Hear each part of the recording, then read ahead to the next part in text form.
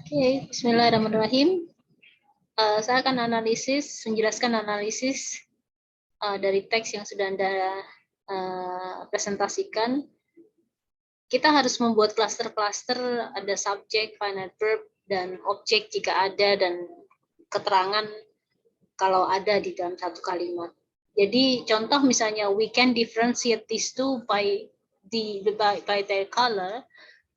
Maka we itu ya jelas itu dia subjek, dia pelaku berupa pronoun ya. Can differentiate itu can itu adalah model itu finite. Tolong dicek lagi di word classes. Differentiate itu infinitive, bentuk dasar, jadi dia non finite. These two itu adalah this-nya adjective menjelaskan to sebagai noun. These two adalah objek, dan by their color prepositional phrase yang berfungsi sebagai adverb. Artinya adalah kami dapat membedakan dua hal ini melalui warnanya. Melalui warnanya itu adverb, keterangan.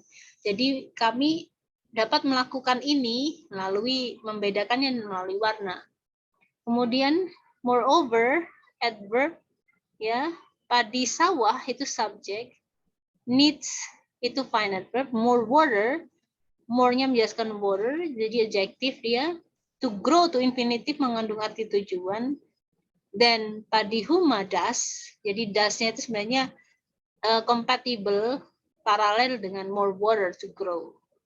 Maka dari itu, lebih dari itu, padi sawah itu membutuhkan lebih banyak air untuk tumbuh daripada padihuma. Itu makna dari kalimat ini. Kalimat berikutnya adalah we call uncooked rice. Saya menekankan pada uncooked di sini. Uncooked bentuk ed umumnya adalah past participle atau verb 3, mengandung arti di atau ter atau pasif ya. Nah, uncooked rice itu adalah beras yang tidak dimasak. We call uncooked rice, itu objeknya uncooked rice. Tapi ada objek kedua, yaitu kami menamai beras yang tidak dimasak itu beras. Nah, begitu ya. Ingat bahwa contoh past participle atau verb 3 yang lainnya adalah an established company. Sebuah perusahaan yang sudah dibangun atau terbangun alias mapan. Yang ini juga begitu.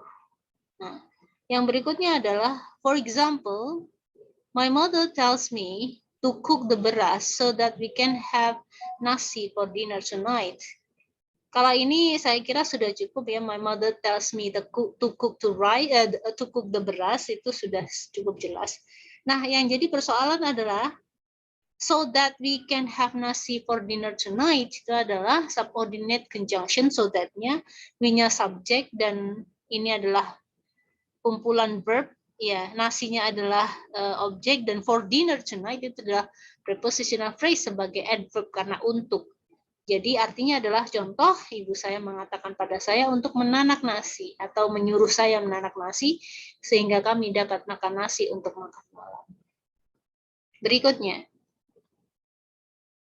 Ini contoh yang lain. Maybe that is the reason why we have so many words for rice. Nah, ini ada subclause di sini. Tapi fungsi subclause ini apa?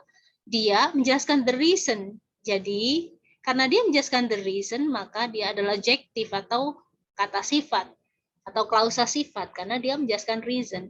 Mungkin that-nya pronoun, fakta itu dikatakan oleh that ya, is the reason, alasan mengapa kita punya begitu banyak kata untuk beras.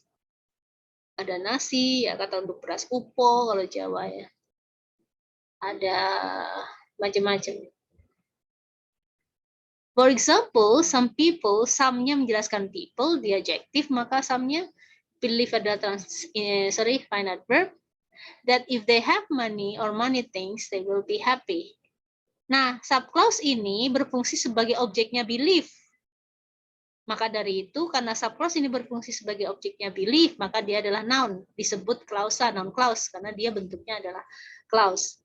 Contoh, beberapa orang percaya bahwa uanglah yang membuat orang bahagia. Terus kemudian contoh berikutnya adalah they will be able to do everything they want. Nah, will be able akan dapat. To do, melakukan sesuatu, ada tujuan di situ karena dia to infinitive. They want, itu menjelaskan everything they want. Maka dia adalah adjective. Oke, berikutnya adalah when all members of my family share good and sad times, and when my children communicate with each other and work together, ini pasti subclause ini. Berfungsi sebagai apakah itu? Kalau ketika when, maka dia berfungsi sebagai adverb clause of time. Ini adalah I am happy-nya adalah independent clause.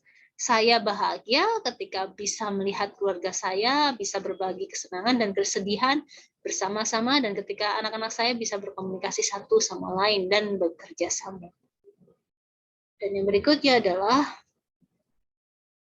I think the errors are also the most common mistakes made by Spanish-speaking students. Nah, di sini kita ada these errors are also the most common mistake. Kesalahan ini adalah kesalahan umum. Kesalahan ini adalah kesalahan umum. Berarti satu kesatuan ini, itu satu notion ini. Nah, satu notion itu adalah objek dari thing. Saya berpikir sesuatu, sesuatunya itu apa? Kesalahan ini adalah kesalahan umum. Maka dari itu, ya adalah objek berupa klausa. Noun clause ya. Made by, ingat made itu juga past participle mengandung makna di atau ter. Yang dibuat oleh, dan ini menjelaskan common mistake. Common mistake yang mana? Made by Spanish speaking students. Nah, oleh karena itu dia adalah adjective. Dan dia karena klausanya itu tidak ada subordinate conjunction-nya, tidak ada finite-nya, maka dia adalah klausa yang direduksi. Artinya adalah dia tidak lagi menjadi klausa tapi frasa. Saya berpikir kesalahan ini adalah kesalahan umum yang dilakukan oleh siswa Spanyol. Kasus yang sama juga kita dapati di kalimat berikutnya, hanya saja ini berupa subclause, yaitu which are similar to Spanish, menjelaskan sentences. Kemudian, for instance, yang kalimat terakhir dalam slide ini, I will say something, somethingnya digantikan oleh objek ini, yaitu that I have bought a blouse nice. Instead of a nice blouse atau blouse. Saya belum cek, mohon maaf ya, saya belum cek pronunciation-nya. Nggak masalah lah. Contoh, saya akan mengatakan bahwa saya membeli blouse bagus daripada bagus blouse. Ya, jadi say-nya, saya mengatakan apa? Berupa subclause yang berfungsi sebagai objek. Jadi dia adalah noun clause, karena subclause ini berfungsi sebagai objek. Dan slide yang terakhir adalah another mistake is that I often translate directly from Spanish. Maka subclause ini juga berupa noun, berfungsi sebagai noun, sebagai komplement dari another mistake. Kesalahan yang lain adalah, apa kesalahan itu?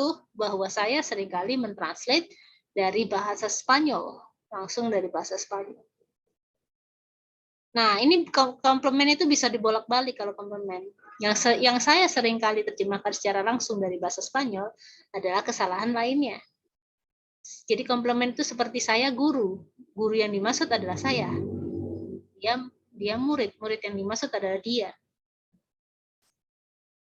Ya begitu. Misalnya Acer adalah merek laptop, misalnya begitu. Merek laptop yang dimaksud adalah Acer, itu adalah komplement. Dia tidak berfungsi sebagai objek karena tidak dikenai pekerjaan. Kemudian di dalam kasus yang lain, some vocabulary words cannot be translated literally. Literally-nya menjelaskan translated-nya, tidak bisa ditranslate secara literal. To silverware. Jadi kata ini tidak bisa ditranslate secara literal menjadi silverware. I will often say-nya apa? Mengatakan apa? Ya, bahwa dia berbelanja pakai kata do daripada does. Sama halnya dengan saya berpikir apa? Berpikirnya berupa subclause. Nah, karena subclause berfungsi sebagai objek, maka dia adalah noun clause. saya berpikir bahwa orang Amerika akan bisa memahami saya lebih baik. That's all for today, and thank you very much. So if you have questions, so don't be hesitant to text me through my WhatsApp number. Thank you very much. Assalamualaikum.